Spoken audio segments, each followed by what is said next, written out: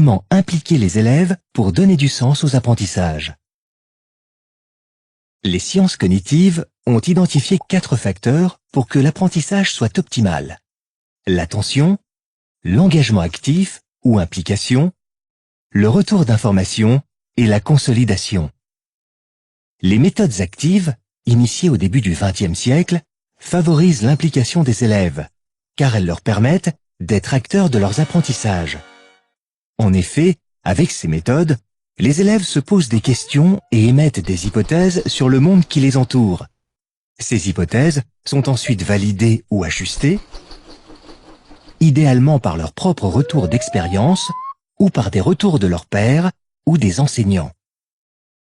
Il existe différents types de méthodes actives. L'apprentissage par projet, qui permet aux élèves de construire leurs connaissances à travers une réalisation concrète. Pour qu'il y ait apprentissage, cette réalisation doit répondre à une problématique qui suscite leur intérêt. L'apprentissage par résolution de problèmes, qui permet aux élèves d'envisager toutes les solutions d'un problème, par exemple de mathématiques.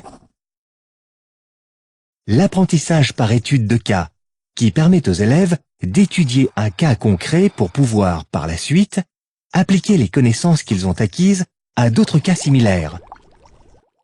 L'apprentissage par conception, qui permet aux élèves d'apprendre en fabriquant un objet. La démarche d'investigation, qui permet aux élèves de faire des expérimentations sur des sujets variés, à la manière de chercheurs. Ces différentes méthodes favorisent la coopération, car les élèves travaillent le plus souvent en groupe. L'autonomie et la responsabilisation, car chaque élève choisit les tâches à accomplir. Et la construction de compétences transversales. Pour les enseignants, déployer des méthodes actives au sein de leur classe implique de laisser le temps aux élèves de s'engager dans le projet, d'expérimenter, de faire des erreurs, puis de surmonter les obstacles rencontrés pour construire peu à peu leurs apprentissages.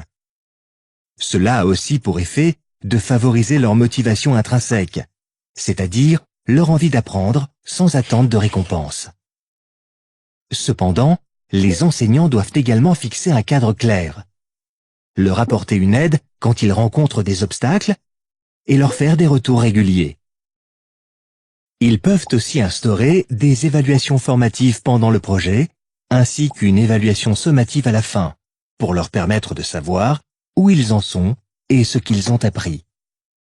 Les méthodes actives invitent les enseignants à modifier leur approche pédagogique, afin de favoriser l'autonomie et l'implication des élèves, et ainsi donner du sens à leurs apprentissages.